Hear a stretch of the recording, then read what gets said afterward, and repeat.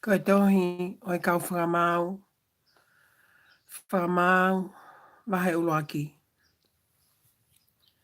Pea hili ai pe kia sio siwa, na e whakawhihui e ha Isleli kia Sihova, o pehe.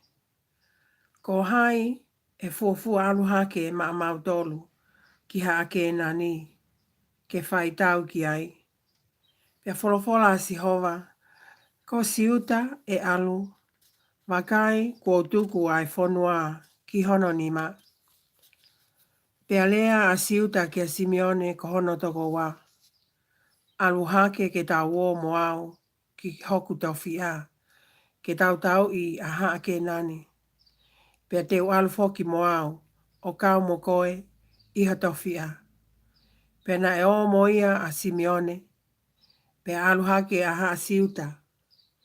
Pea na e tuku ki honau ni maa e Sihova. A haa ke nani mo haa pe elisi. Pea na nau tai ki nau tolu i pi seki. O to'o ai ha toko tahamano. Pea na nau ilo i pi seki a ato nai pi seki. O nau whai tau mo ia. Pea nau tai a haa ke nani mo haa pe elisi. Ka hola a ato nai pi seki. Ka na nau tūri kia te ia. O nau mao. O nau tu usi honongo mo tu anima. Mo honongo mo tu avae. Pea pehe e ato nai pi seki. Ko e tui e toko whitingo fulu. Na e tuli e hoku lalo te pile. Na e tufi i hoku lalo te pile. Kua tu usi honau mo tu anima. Moi mo tu avae. Hange ko e kwhai. Kua pehe ai totongi ai o tua kia te au. Pena anau awea ki Jerusalema. O ne pe ki ai.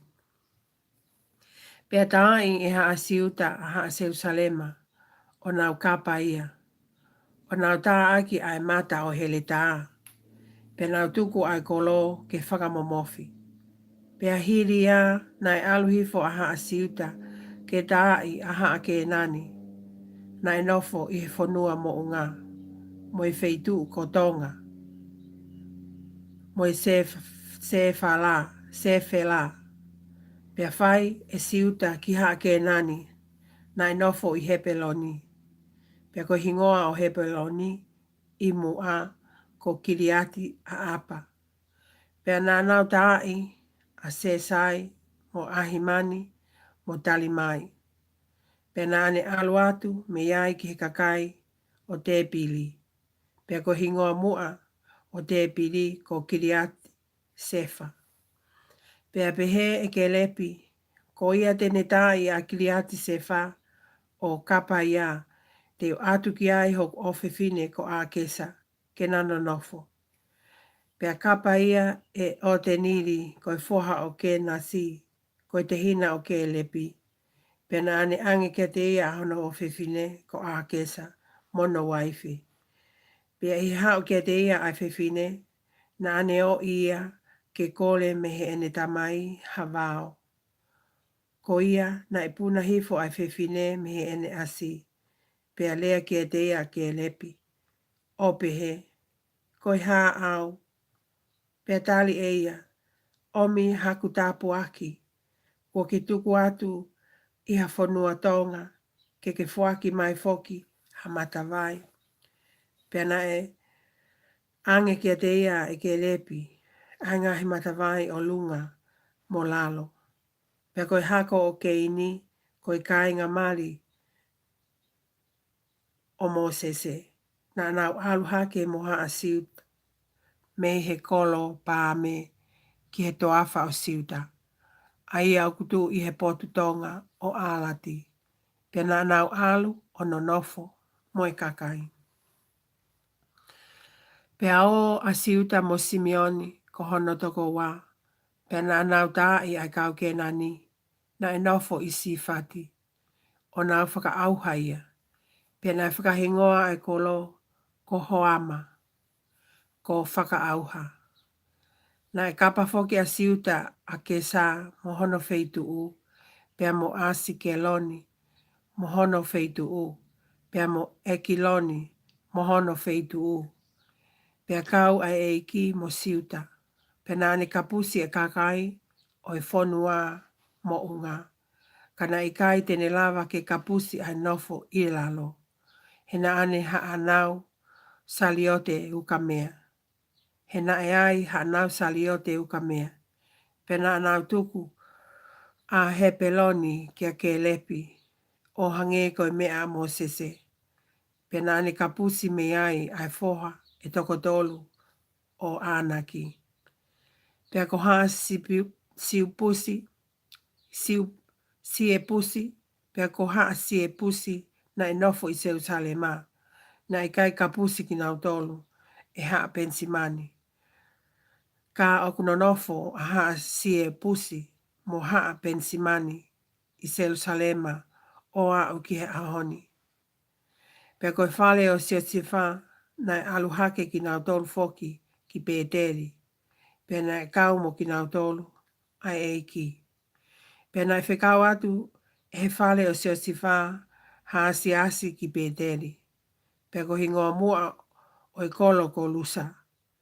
Pea na e wakai e asi ha tangata a kune hu mai me he kolo. Pea na upehe ke te ia. Whakaha mai mua ai hu anga ki he kolo. Pe te mau whai ofa ki te koe. Pea ne whakailo ki te ki nau tolu ai hu anga ki he kolo. Pea na nau tā i ai kolo aki. Ai mata o e hele tā. Kana i tukuange pe ai tangata mohono whamiri katoa. Pea alu ai tangata ia ki whanua o haaheti. O ne langa ai hakolo. O ne whakahingoa ko lusa.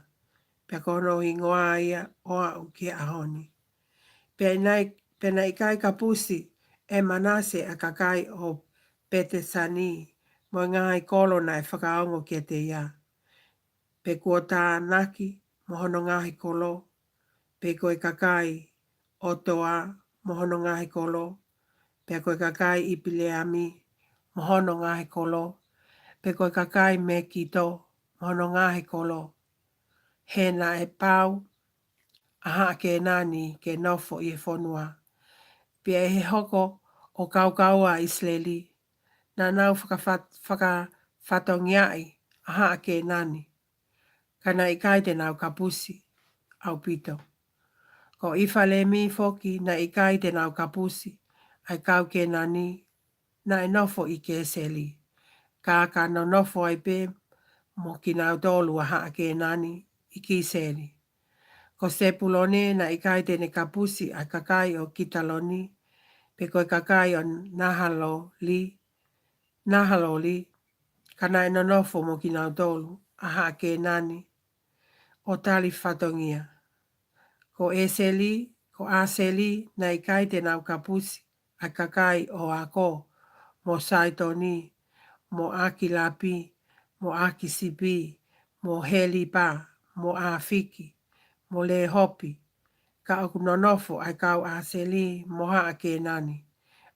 Ai kai nanga o e whanua. He na i kai te nau kapusi ki nau tolu. Ko Naftalai na i kai te nau kapusi ai kakai o Pete Semesi.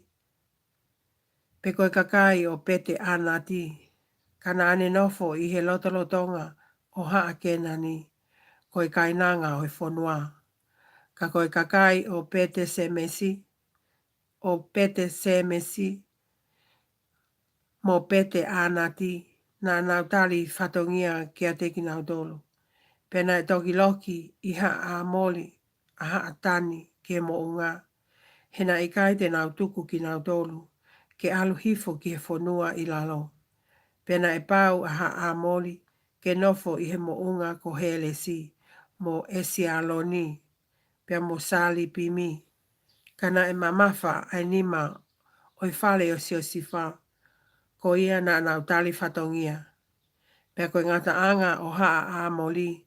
Na e whai mehe hakenga o akela pimi.